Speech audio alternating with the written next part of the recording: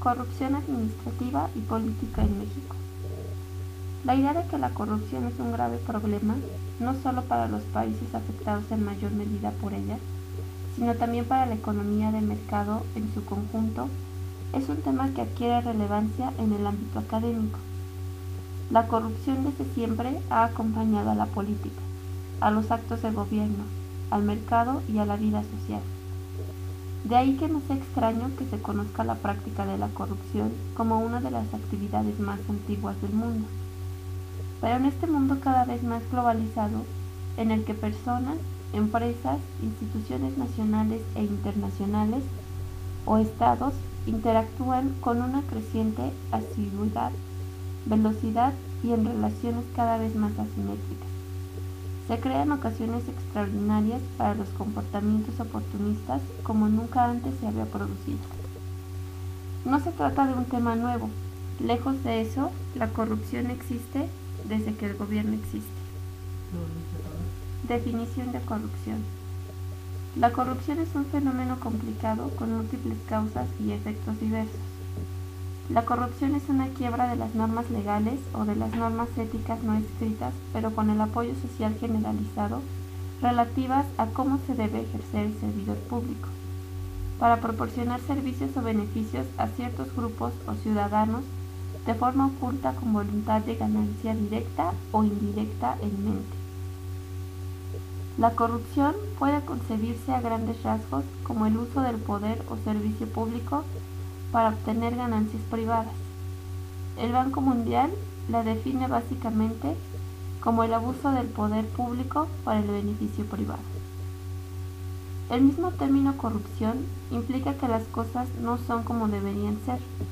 Han sido pervertidas, torcidas, manipuladas, distorsionadas, desviadas o de cualquier manera sacadas de su camino previsto. Tipología de la corrupción. La corrupción puede encontrarse en 4 diferentes niveles: en el régimen político, en la política, en la administración pública y en el poder judicial. La corrupción administrativa no puede separarse de la corrupción política, ya que se alimentan los tipos de corrupción. La corrupción política es una de las primeras formas de corrupción.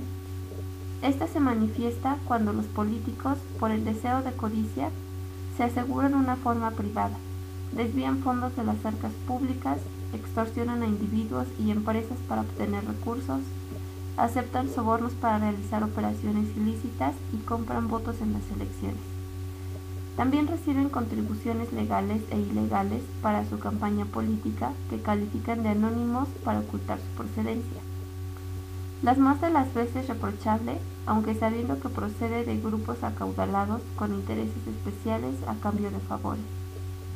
A la corrupción política también se le puede llamar criminalidad gubernativa, aunque esta expresión es puramente convencional.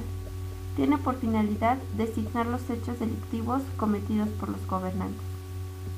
Bajo esta visión, la conclusión es evidente. La criminalidad gubernativa tiende a difuminar la ecuación entre Estado y legalidad, y por consiguiente tiende a deslegitimar al Estado ante los ciudadanos. La segunda forma es la corrupción administrativa, que aunque vinculada a la corrupción política, es diferente y tiene una naturaleza propia. La corrupción administrativa se encuentra referida a los servidores públicos. No puede separarse de la corrupción política, se alimenta una de la otra. Donde los políticos son corruptos, surge la corrupción administrativa, aunque la profesionalización del servicio puede atenuar la expansión del fenómeno. La corrupción administrativa se da principalmente en el ámbito de la administración pública, y particular en los servidores públicos. Esta se caracteriza por el abuso de los deberes de los servidores públicos para obtener beneficios propios. Durante años, el tema de la corrupción era una cuestión simplemente práctica. Se realizaba pero no formaba parte de la agenda pública. Era un tema que no se abordaba en los medios de comunicación y que, en privado, era objeto de crítica solamente por parte de aquellos a los que en el reparto de la riqueza no les había llegado. En México, las autoridades pueden actuar como asaltantes, con mayor impunidad, precisamente por ser autoridades. Pueden robar, humillar, someter y seguir en su cargo. Causas sociales de la corrupción. Al hablar de causas sociales, lo que tengo en mente son ante todo los factores objetivos a cuya influencia el individuo no puede sustraerse. Estos elementos constituyen el trasfondo sobre el cual fluye la vida de las personas y de hecho y en gran medida son inmodificables por estas. Entre los más prominentes de los factores en cuestión debemos mencionar los siguientes: legalidad absurda, impartición de justicia viciada, deterioro económico, asimetrías sociales injuriosas. La lucha contra la corrupción.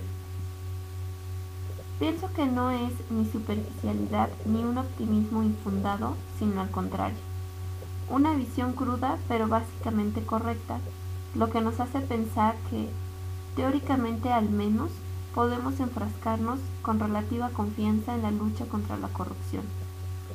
La gran pregunta es, ¿cómo se le combate? Huelga decir que no hay recetas, medidas fáciles, soluciones mecánicas. Hay, no obstante, ciertos principios y ciertas directrices generales que, si bien no acabarían con ella de tajo y definitivamente, sí lograrían reducirla de manera apreciable, a su mínima expresión quizá. Antes, sin embargo, quisiera enunciar 3 ideas simples, pero que no por simples no habrán de sernos útiles en nuestra especulación. En primer lugar, tiene que quedar claro que la corrupción es un síndrome, es decir, un mal que tiene muchas manifestaciones distintas. Es inútil, por lo tanto, pretender acabar con ella atacándola desde solo una perspectiva. La corrupción exige un tratamiento multifacético.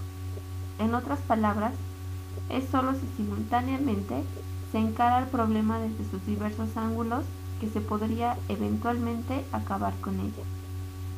Por lo tanto, es una ilusión pensar que si se lograra subir el nivel de vida de la población, se acabaría con la corrupción, o que si se elaboraran leyes más severas, podríamos por fin dar cuenta de ella, o que si nos convirtiéramos en excelentes predicadores o en moralistas de tiempo completo, lograríamos expulsarla de nuestra sociedad, o que si introdujéramos nuevos cursos de civismo en las escuelas y en las universidades, por fin la venceríamos. Cualquier enfoque unilateral, por técnico y sofisticado que sea, será esencialmente incompleto y por consiguiente contraproducente. El segundo punto es de más bien orden estratégico. En la medida en que el problema es de carácter social y colectivo, es relativamente claro que la lucha contra la corrupción tendrá que iniciarse desde las esferas de poder, en el ámbito que sea. No le corresponde al ciudadano normal, al hombre de la calle, iniciar el cambio social que se requiere. Es una falacia pensar que lo colectivo no es más que la suma de lo individual. Los fenómenos sociales tienen una identidad propia y no son reducibles a sumas de líneas de conducta individuales. La sociología no es psicología generalizada. La lucha contra la corrupción es, pues, eminentemente política, y si es así, le corresponde, por lo tanto, al Estado tomar la batuta. El tercer punto tiene que ver con una frase que apunta a algo importante, pero que por haber sido tan manida, en realidad suena ya hueca. Me refiero a la expresión el espíritu de la ley. Aparentemente, su contenido semántico es claro, pero en el fondo es más bien ambiguo y por ende engañoso. Su ambigüedad, empero, es relativamente fácil de despejar. La interpretación errada es la que podríamos llamar moralista o, para ser más exactos, moraloide. Esta consiste en dotar a la frase de un sentido moral La idea sería que al usarla la gente se detuviera porque el mero contacto auditivo con ella le haría pensar en algo sublime, digno de respeto superior.